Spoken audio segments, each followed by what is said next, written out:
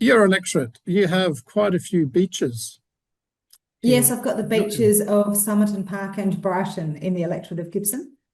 and you're therefore probably very well impacted by this algal bloom that we're having. Yeah.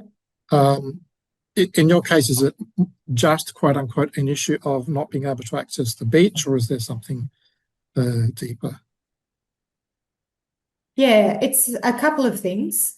One is that it's been quite confronting for the community who do access the beach a lot. There are many people in the community that will walk there every single day and walk their dogs every single day along the beach, and that's their, you know, time for themselves, time for their own health, but also for their mental health as well, Yep. to have that time. The beach is a perfect place for respite and for re-energizing. And when there have been periods when there has been dead fish along the beach, it's been very confronting for the community. It's really distressing to see marine life in that state, and also the different varieties of species as well that have washed up on our beaches. So that in itself has been, yeah, very difficult for the community.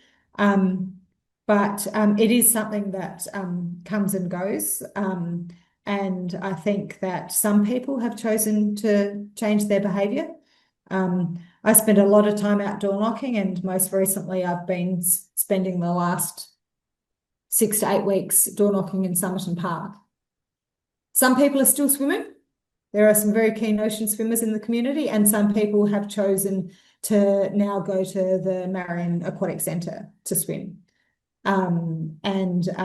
That's just been a decision they've made independently. And some people are now walking their dogs at parks rather than at the beach. So people have changed their behaviour.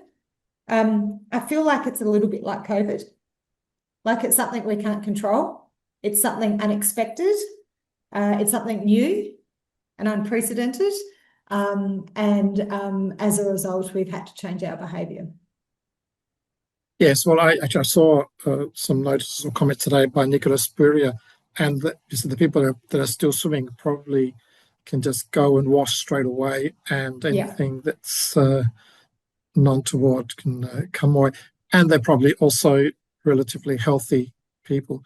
I'd also read something about recommendations to close windows and stay indoors because of what might be in the air.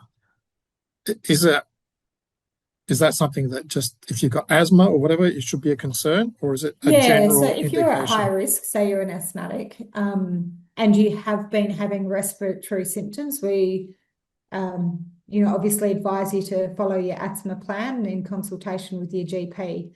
But it is the molecules in the sea spray that can affect people who live close to the beach. For any of us who visit the beach and the algal bloom is in existence, because we know it comes and goes, Yeah. you can see whether or not it's safe to swim. If the water's clear, you're safe. If it's discoloured and foamy, then obviously no one should go in. But if you did, you would wash, as you said, straight away. And also you'd rinse your dog off too if they hopped in the water. Because you can't control every dog, I've noticed. But certainly if you do visit the beach and you do start getting itchy eyes or an irritable cough, the way to resolve it is to remove yourself. Yeah. Or if you have swum and you feel itchy skin, rinse yourself off. So really removing yourself from the situation resolves it. So I guess if you are at risk, if you have experienced symptoms and you do live really close to the beach and it's a very windy day with a breeze that's kind of spraying up onto the, over the esplanade, then I think that would be wise to shut your windows.